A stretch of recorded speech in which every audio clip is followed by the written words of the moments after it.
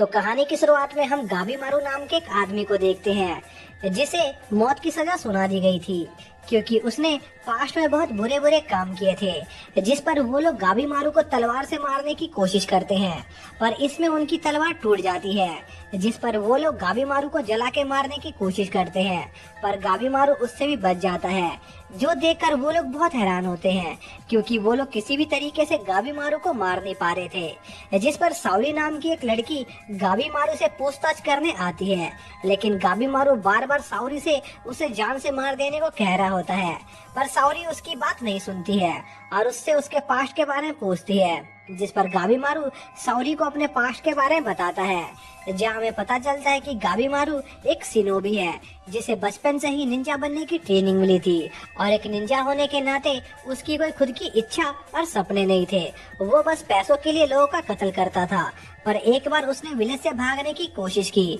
जिस पर उसके टीममेट्स ने उसे धोखा दे दिया और वो पकड़ा गया और गाबी मारू को लग रहा होता है कि इसमें विलेज चीफ का हाथ है, क्योंकि कोई भी शिनोबी बिना विलेज चीफ के इजाजत के विलेज नहीं छोड़ सकता था। जिस पर सावरी गाबी मारू से पूछती है कि आखिर उसने विलेज से भागने की कोशिश क्यों की, पर गाबी मारू इसका कोई जवाब नहीं देता है और अगले दिन वो लोग गाबी मारू को कुछ भैंसों की मदद से मारने की कोशिश करते हैं, पर गाबी मारू उससे भी बच जाता है और सावरी गौर करती है कि गाबी मारू असल में मरना नहीं चाहता है, वो बस खुद की जान की परवाह न करने का दिखावा कर रहा है। जिस पर सावरी दोबारा से गाबी मारू से पूछती है कि आखिर उसने विलेज से भागने की कोशिश क्यों की थी, जिस पर गाबी मारू उसे बताता है कि वो इवागाकुरा विलेज का सबसे स्ट्रॉन्गेस्ट निंजा था और विलेज चीफ भी उसे बहुत मानते थे, इसलिए उन्होंने अपनी बेटी की शादी उसके साथ करवा दी थी। लेकिन चीफ की बेटी बहुत ही ज्यादा अजीब थी क्योंकि वह गाबी मारू को अच्छा इंसान बनाने की कोशिश कर रही थी, जिससे गाबी मारू का दिमाग बहुत खराब हो गया था और गाबी मारू अपनी वाइफ से तंग आकर विलेज छोड़ने की सोचता है और विलेज चीफ से इसकी इजाजत मांगता है, लेकिन विलेज चीफ उसे फंसा देते हैं, जिससे वो पकड़ा जाता है। इसके बाद कहानी वर्तमान में आती है, जहाँ पर एक आदमी सावरी को गाबी मारू से दूर रहने को कह रहा होता है क्योंकि गाबी मारू एक बहुत ही खतरनाक इंसान था और उसे द हॉलो के नाम से भी जाना जाता था और गाबी मारू ने अरेस्ट होते वक्त 20 लोगों की जान ले ली थी। इसी बीच गाबी मारू सावरी की बातों को याद कर रहा होता है और उसे समझ नहीं आ रहा होता है कि क्या वो सच्ची में मरना चाहता है या नहीं, जिस पर गाबी मारू अगले दिन मरने का डिसाइड करता है और उसे गर्म तेल से जलाकर मारने की कोशिश की जाती है, पर गाबी मारू इससे भी नहीं मरता है और उसे समझ नहीं आ रहा होता है कि आखिर वो मर क्यों नहीं पा रहा है। इसके बाद सावरी खुद गाबी मारू को मारने का फैसला करती है और वो लोग गाबी मारू को सावरी के पास ले जाते हैं, जहाँ पर गाबी मारू को पता चलता है कि सावरी फेमस जल्लादों की फैमिली में से एक है और सावरी गाबी मारू को मारने के लिए तैयार हो जाती है, जिस पर गाबी मारू को अपनी मौत दिखाई देती है, इसलिए वो उसके अटैक को डॉज कर लेता है और सावरी समझ जाती है कि गाबी मारू मरने के बारे में झूठ बोल रहा था और उसके विलेज से भागने का कोई दूसरा कारण है, जिस पर उन दोनों की फाइट होने लगती है और हमें पता चलता है कि असल में गाबी मारू अपनी वाइफ को बहुत ज्यादा पसंद करता था क्योंकि पूरी दुनिया गाबी मारू को एक कातिल समझती थी, लेकिन सिर्फ उसकी वाइफ ही थी जिसने गाबी मारू के अंदर एक अच्छे इंसान को देखा था और गाबी मारू अपनी वाइफ को खुश रखने की पूरी कोशिश करता था और वो अपनी वाइफ के साथ एक नॉर्मल लाइफ जीना चाहता था और अपनी कातिल वाली जॉब छोड़ देना चाहता था, इसलिए वो विलेज के चीफ से अपनी वाइफ के साथ विलेज छोड़कर जाने की इजाजत मांगता है क्योंकि उसे लग रहा होता है कि विलेज के चीफ अपनी बेटी के लिए इतना जरूर करेंगे, पर वो गाबी मारू को फंसा देते हैं, जिससे गाबी मारू को पुलिस पकड़ लेती है और वो अपनी वाइफ से अलग हो जाता है और अब जब वो एक क्रिमिनल बन गया था तो वो अपनी वाइफ के साथ शांति से नहीं जी सकता था। तभी सावरी गाबी मारू को एक माफीनामा दिखाती है जो उसे सौगन ने दिया था, जिसकी मदद से गाबी मारू वापस से एक नॉर्मल इंसान बन सकता था और उसके जुर्मों को माफ किया जा सकता था। लेकिन उस माफीनामे को पाने के लिए गाबी मारू को उन्हें एलिक्सर ऑफ लाइफ लाकर देना होगा, जिसमें एक इंसान को अमर करने की शक्ति थी। लेकिन इसके लिए गाबी मारू को सेन सेंस्क्यू आइलैंड पर जाना होगा, जिसे पैराडाइज आइलैंड के नाम से भी जाना जाता था, जहां गॉड्स नाम के क्रिएचर रहते हैं। लेकिन असल में वो जगह किसी नर्क से कम नहीं थी, क्योंकि आज तक जितने भी लोग उस आइलैंड पर गए थे उनकी एक रहस्यमय तरीके से मौत हो गई थी और उन लोगों की बॉडी पौधों में बदल गई थी। इसलिए सोगन ने सावरी जैसे लोगों को ऐसे शक्तिशाली अपराधियों को ढूंढने का काम दिया था जिन्हें मौत की सजा होने वाली हो और वो इस काम में उनकी मदद कर सके और इनाम के तौर पर उनके सारे जुर्मों को को माफ कर दिया जाएगा। और साउरी गाबीमारू को इस काम में उसका साथ देने को कहती है। तभी वहाँ का लॉर्ड गाबीमारू को छोड़ने से इनकार करने लगता है और उसके सिपाही उन्हें घेर लेते हैं, जिस पर गाबीमारू अपने निंजुत्सु का यूज करके उन सभी लोगों को जान से मार देता है और साउरी की रिक्वेस्ट को एक्सेप्ट कर लेता है ताकि वो अपनी वाइफ को बचा सके। इसके बाद साउरी गाबीमारू को सोगन के पास ले जाती है, जहाँ पर दूसरे जल्लाद भी अपने कैदियों को लेकर आए होते हैं और उन कैदियों के चेहरे ढके हुए होते हैं। तभी सोगन का गार्ड सीको उन सभी को उनके मिशन के बारे में बताता है कि उन लोगों को पैराडाइज आइलैंड पर जाकर एलिक्सर ऑफ लाइफ को ढूंढना है और उसे लेकर वापस आना है, और जो ऐसा करने में कामयाब होगा उसे उसके सारे जुर्मों से आजाद कर दिया जाएगा। इसी बीच हम साउरी को देखते हैं जो अपने पास्ट को याद कर रही होती है, जहाँ पर उसके फादर एक बहुत ही स्किलफुल एग्जीक्यूटर थे और वो इतनी अच्छी तरह से लोगों को एग्जीक्यूट करते थे कि उन लोगों को उनकी मौत होने का पता भी नहीं चलता था। और साउरी बचपन से ही अपने फादर की तरह एक एग्जीक्यूटर बनना चाहती थी, पर साउरी कभी भी अपने फादर जितनी महारत हासिल नहीं कर पाई, जिस वजह से साउरी को उन सभी मुजरिमों की मौत का दर्द और उनकी चीखें हमेशा सुनाई देती थी, जिससे वो हमेशा परेशान रहती थी। इसके बाद प्रेजेंट में साउरी देखती है कि वो सभी क्रिमिनल्स डरे हुए हैं, हालांकि वो सभी क्रिमिनल्स बहुत पहुंचे हुए क्रिमिनल्स थे। इसी दौरान साउरी सोच रही होती है कि क्या उसे इन लोगों को एग्जीक्यूट करने पर भी उनकी मौत का अफसोस होगा या नहीं। इसी बीच सीको सभी क्रिमिनल्स को उनका मास्क हटाने को कहता है और उन्हें पैराडाइज से लौटे एक आदमी की लाश दिखाता है जो पूरी तरह से एक पौधे में बदल गया था, और 61 लोगों के ग्रुप में से सिर्फ यही आदमी वापस लौटकर आ पाया था, जिसे देखकर उन सभी क्रिमिनल्स में डर फैल जाता है। तभी नूरुगाई नाम का एक लड़का उनसे पूछता है कि उन लोगों को खुद उस आइलैंड के बारे में ज्यादा नहीं पता, तो ये कैसे जानते हैं कि वहाँ पर एलिक्सर ऑफ लाइफ मौजूद है। जिस पर सीको उन क्रिमिनल से कहता है कि अगर वो इस सफर पर नहीं जाना चाहते हैं तो वो वापस लौट सकते हैं, जिस पर एक आदमी वहाँ से जाने लगता है। तभी आइजन उसे जान से मार देता है और सोगन उनसे कहते हैं कि उन लोगों को वैसे भी मौत की सजा मिली है, इसलिए अगर वो यहाँ से जाने की कोशिश करेंगे तो उन्हें भी जान से मार दिया जाएगा। अब सीको उनसे कहता है कि वो उन लोगों के साथ यामाडा क्लैन के एक एक एग्जीक्यूटर को साथ में भेजेंगे जो उन्हें कुछ भी अजीब हरकत करने पर जान से मार सकते हैं, और अगर उस आइलैंड पर जाने के बाद उनके एग्जीक्यूटर की किसी कारण से मौत हो जाती है तब भी उन लोगों को जान से मार दिया जाएगा और कोई भी क्रिमिनल अपने एग्जीक्यूटर के बिना वापस नहीं लौट सकता है, इसलिए उन्हें अपने साथ साथ अपने एग्जीक्यूटर की भी रक्षा करनी होगी। तभी वो लोग देखते हैं कि क्रिमिनल्स की संख्या एग्जीक्यूटर से काफी ज्यादा है, जिस पर सीको उन क्रिमिनल से कहता है कि वो सिर्फ 10 लोगों को ही आइलैंड पर ले जा सकते हैं, इसलिए उन्हें एक दूसरे को मारकर अपनी संख्या कम करनी होगी। जो सुनकर वो क्रिमिनल्स एक दूसरे को जान से मारना शुरू कर देते हैं और एक दूसरे को मारकर खून की नदियां बहाने लगते हैं। इसी बीच सोगन सीको से वहाँ मौजूद सबसे पावरफुल क्रिमिनल के बारे में पूछता है, जिस पर सीको उसे सबसे पावरफुल लोगों की लिस्ट दिखाता है, जिसमें माहिर सिनोबिस से लेकर जाइंट्स जैसे इंसान भी मौजूद थे, लेकिन उन सभी में से सबसे पावरफुल क्रिमिनल द हॉलो यानी गाबीमारू होता है।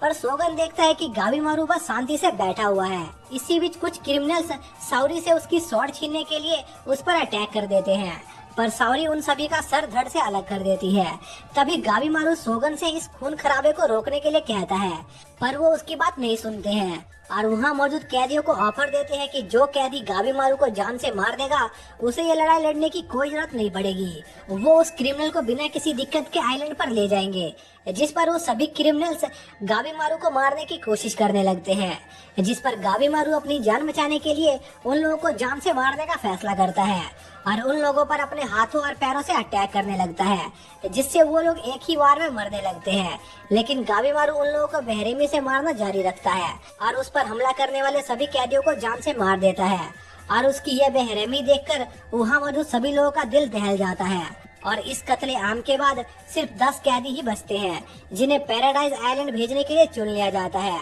और वो लोग एक बोट के जरिए पैराडाइज आइलैंड की तरफ निकल जाते हैं, जो कि रियुक्यू किंगडम के साउथ ईस्ट में मौजूद था, और वो लोग उस आइलैंड पर पहुंच जाते हैं। इसी दौरान साउरी को शक होने लगता है कि शायद से यहाँ पर एलिक्सर ऑफ लाइफ जैसी कोई चीज मौजूद ही नहीं है,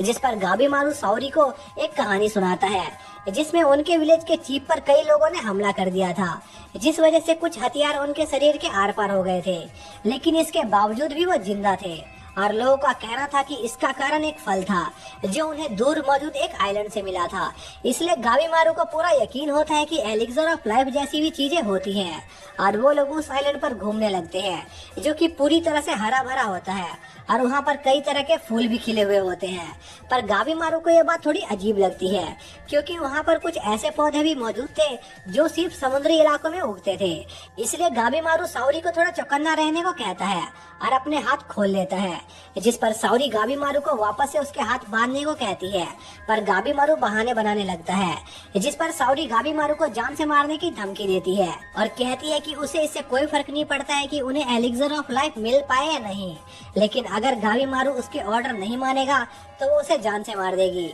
जिस पर गाबीमारू वापस से अपने हाथ बांध लेता है। तभी उसके मुंह पर एक जोरदार अटैक होता है जिससे वो दूर उड़ जाता है और वो अटैक ट्विस्टेड के यून ने किया था जो एक मॉन्ग था और अपनी ट्रेनिंग के दौरान के यून को हथियारों से बहुत ज्यादा प्यार हो गया था, इसलिए उसने अपने टेंपल के सारे वेपन चुरा लिए थे। और गाबीमारू साउरी को के यून का हाथ दिखाता है जो खुले हुए होते हैं, जिस पर साउरी यामाडा कीसू से पूछती है कि आखिर उसने के यून के हाथ क्यों खोले हैं, जिस पर कीसू कहता है कि क्रिमिनल्स के हाथ खुले या बंद होने से कोई फर्क नहीं पड़ता है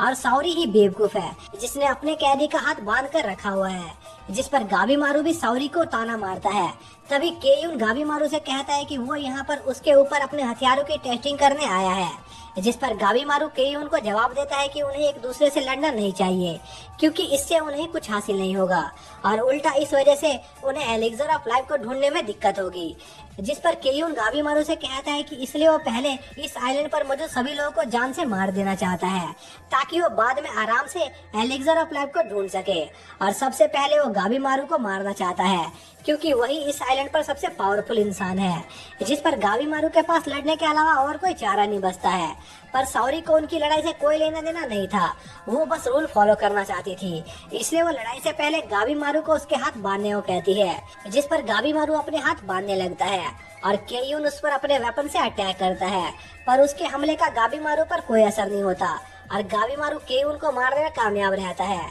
इसके बाद गाबीमारू और साउरी वहां से जाने लगते हैं, जिस पर यामाडा काइसू साउरी को सावधान रहने को कहता है क्योंकि कुछ ही घंटों के अंदर पैराडाइज आइलैंड पर हालात काफी बिगड़ने वाले थे, जिस वजह से क्रिमिनल्स एक दूसरे के दुश्मन बन जाएंगे और एक दूसरे को मारने की कोशिश करेंगे। वहीं कुछ क्रिमिनल्स एलिक्सर ऑफ लाइफ को हासिल करने के लिए आपस में टीम बनाकर काम करेंगे, लेकिन इन सब में से सबसे बड़ा खतरा इवागा कुरु के सिनोबिस थे, जिन्हें सोगन ने पैराडाइज आइलैंड के लिए भेज दिया था। दरअसल सोगन ने इवागा कुरु सिनोबिस को इस आइलैंड पर इसलिए भेजा था क्योंकि उन्हें लग रहा था कि शायद से सभी क्रिमिनल्स अपने इस मिशन में फेल हो जाएंगे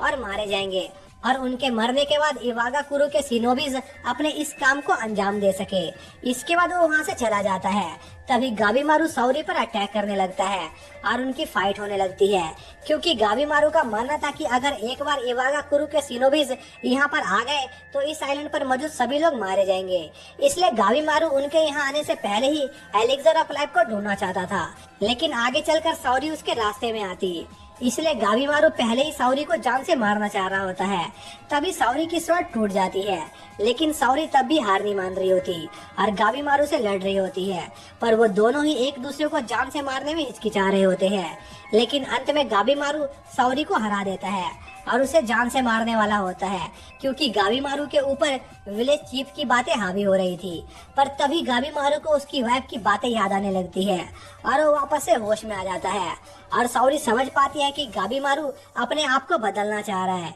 जिस पर साउरी गाबीमारू की एलिक्सर ऑफ लाइफ को ढूंढने में साथ देने को तैयार हो जाती है क्योंकि उसका मानना था कि इससे गाबीमारू की जिंदगी बदल सकती है। वहीं दूसरी तरफ हम टमाया और यामाडा फूची को देखते हैं जो उस आइलैंड को एक्सप्लोर कर रहे होते हैं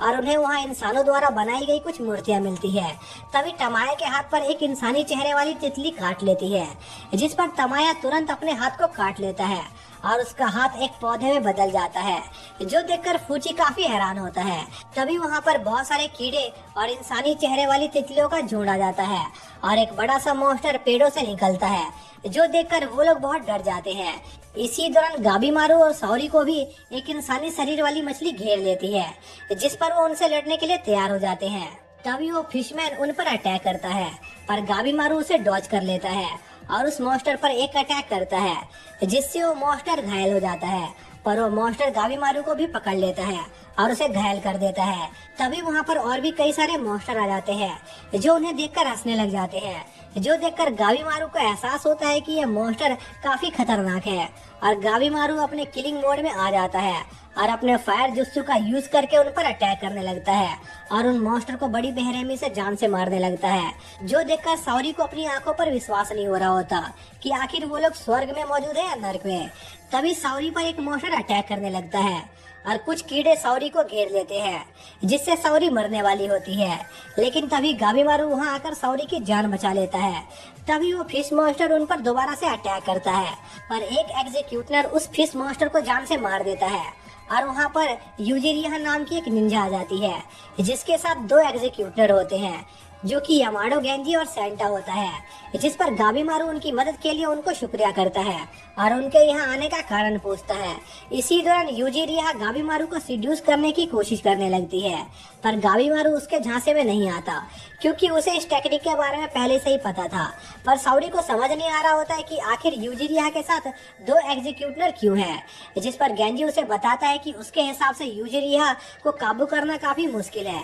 इसलिए वो अपने क्रिमिनल के मरने के बाद से सेंटा के साथ घूम रहा है और उसकी यूजिरिया को कंट्रोल करने में मदद कर रहा है। पर यह देखकर साओरी और गाबीमारू समझ जाते हैं कि यूजिरिया ने गेंजी को सिड्यूस कर लिया है, इसलिए गेंजी सेंटा के साथ घूम रहा है। इसके बाद यूजिरिया गाबीमारू को उनके यहाँ आने का मकसद बताती है, जो साथ में काम करके एलिक्सर ऑफ लाइफ को ढूंढने का होता है। पर गाबीमारू को उन पर यकीन नहीं होता, जिस पर यूजिरिया कहती है कि वो बस एलिक्सर मिलने तक साथ में काम करने को कह रही है, क्योंकि इस आइलैंड पर काफी खतरा है। और वो गाबीमारू को उसकी ताकत के बदले इंफॉर्मेशन देने का वादा करती है और उसे बताती है कि इस आइलैंड पर मेन खतरा मॉन्स्टर नहीं है, बल्कि यहाँ मौजूद कीड़े हैं, क्योंकि उनकी स्किल्स में अजीब तरह का पॉइजन मौजूद है, जिस वजह से वो कीड़े जिस भी इंसान को काटते हैं वो इंसान पौधे में बदल जाता है। लेकिन तभी यूजिरिया गाबीमारू को बाकी की इन्फॉर्मेशन उनकी टीम बनाने के बाद देने का वादा करती है, जिस पर गाबीमारू उनका साथ देने को तैयार हो जाता है। तभी साओरी बेहोश हो जाती है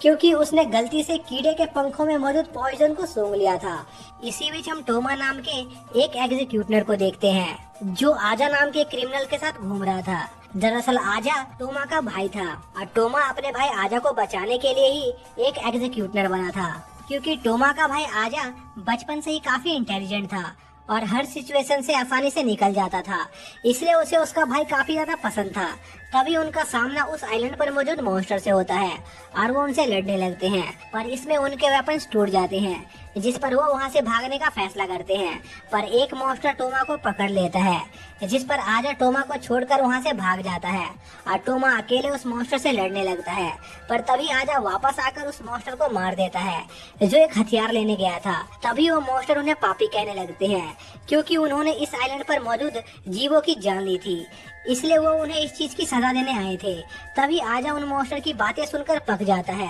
और उन मॉन्स्टर को जान से मारने लगता है और अपने भाई टोमा से कहता है कि वो अपनी जिंदगी और मौत का फैसला खुद करेंगे और कोई उन्हें इसे नहीं रोक सकते हैं। और इसी के साथ ये पार्ट यहीं पर खत्म हो जाता है। तो दोस्तों, अगर आप लोगों को इस सीरीज का सेकंड पार्ट देखना है तो उसका लिंक आप लोगों को डिस्क्रिप्शन में मिल जाएगा, आप वहाँ से देख सकते हैं। तो मिलते हैं नेक्स्ट वीडियो में, तब तक के लिए बाय।